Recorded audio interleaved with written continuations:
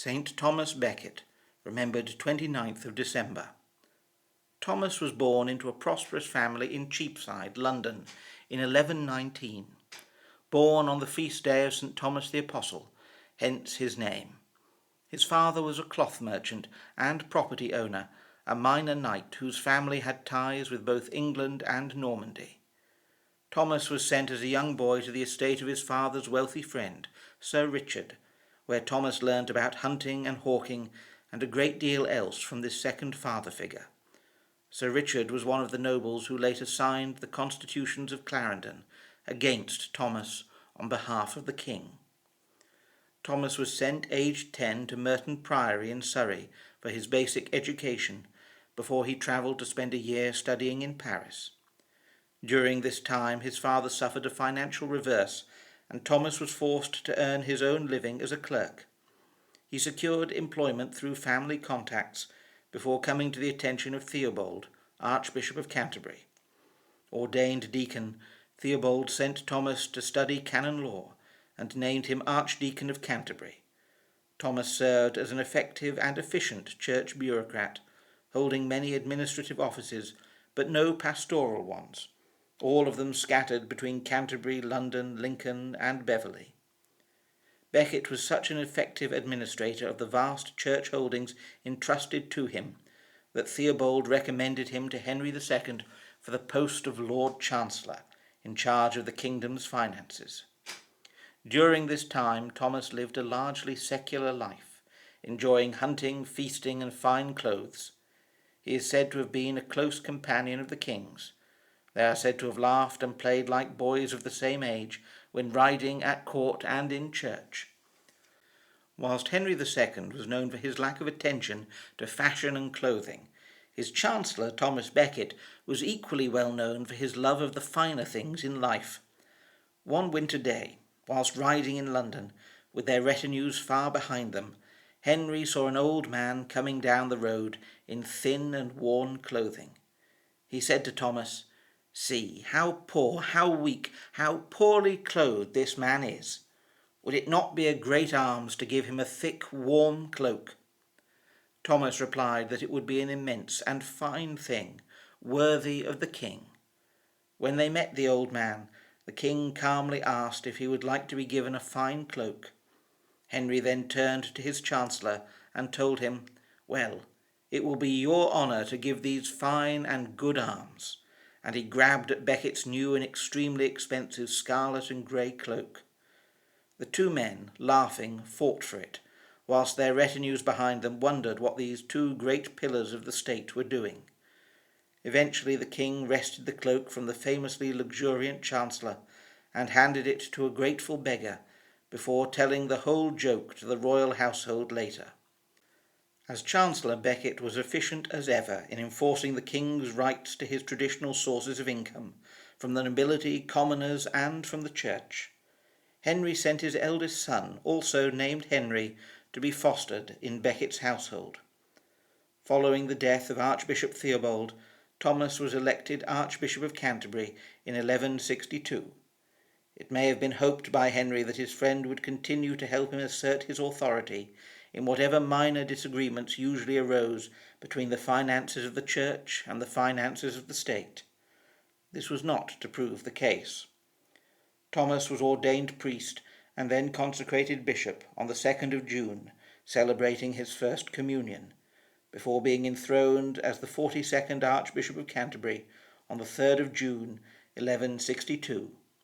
To the surprise of many, Thomas resigned from the post of Lord Chancellor. He also disputed with the king over the right of clergy to be tried only in church courts. The church argued in this matter that as a priest or religious dedicated in their life and body to Christ, they were only under the jurisdiction of the universal church, who could be their only judge and sentencer in such matters. The king argued that, as church courts could not exert the death penalty, and primarily sentenced people with acts of penance, that people guilty of murder, rape, and theft were evading justice because they had been at some point ordained or joined a religious community.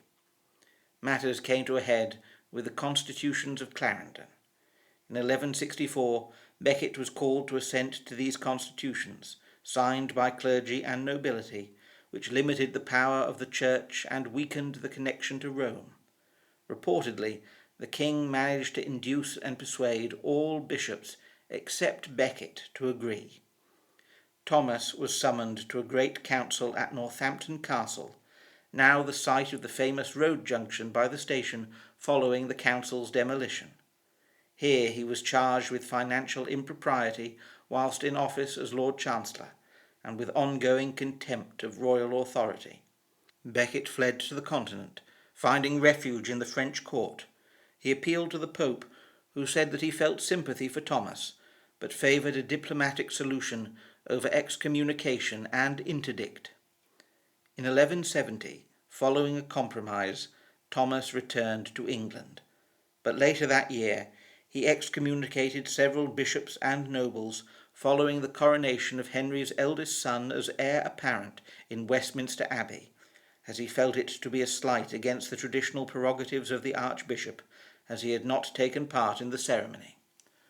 On hearing this, Henry II is said to have raged, "Will no one rid me of this turbulent priest?"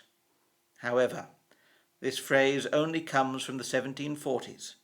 The oldest recorded has Henry saying, "What miserable drones and traitors I have nourished and brought up in my household, who let their lord be treated with such shameful contempt by a low-born cleric." Whatever Henry said, 4 of his thickest knights took it as a royal command to deal with the Archbishop, and they set out to confront him at Canterbury Cathedral on the 29th of December 1170. At first they removed their weapons and placed them by a tree outside the cathedral, and concealed their armour beneath their cloaks. They entered and attempted to compel the Archbishop to go with them to face charges and trial at Winchester. When he refused, they left to collect their weapons. Members of the community attempted to lock the doors of the church and urged Thomas to flee, but he ordered the doors unlocked, saying, "It is not right to make a fortress out of the house of prayer." He was approaching the choir, where the monks were singing vespers, when the knights burst in, crying, "Where is Thomas Becket, traitor to the king and country?"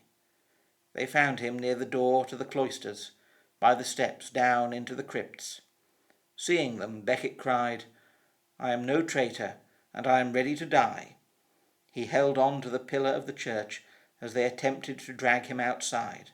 Accounts of the murder say that Becket was struck the first blow when a sword hit his head, shearing off the top of his crown, where, the monk Gilbert of Seppringham noted, the chrism used to consecrate him bishop had been poured.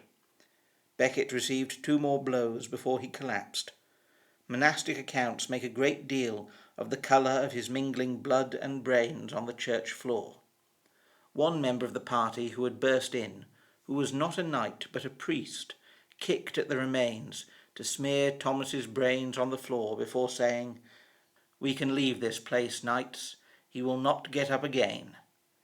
As the monks of Canterbury prepared his body for burial, they are said to have found a simple hair shirt concealed underneath Thomas's archbishop's robes, taking this to have been a sign of his long-held personal austerity, held privately beneath his outward pomp.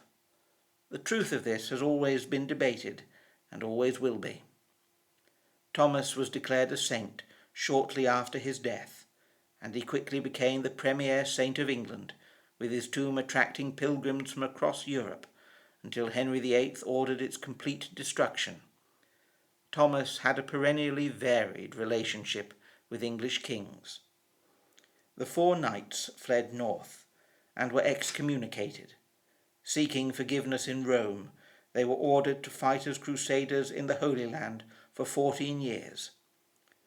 Later formed, the Knights of St. Thomas were the only English crusading order created, and were named in honour of Thomas Becket.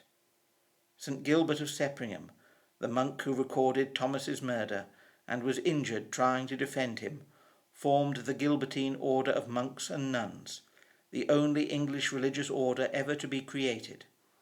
The order was entirely dissolved during the English Reformation when all members agreed to accept a pension and to renounce their vows. Henry II was forced later in life to do penance and to walk barefoot through Canterbury before being whipped by the monks of the Cathedral at the shrine of St. Thomas Becket. The legacy of Thomas is a complicated one. How much is he a stubborn and vain man on the make? How much is he a principled and resolute churchman? We may never know, but his life and death are taken as evidence of the ability of faith to redeem, and the Church to be both within and without secular life, of the fallibility of humanity, the grace of God, and the strength of faith. St. Thomas is remembered on the 29th of December.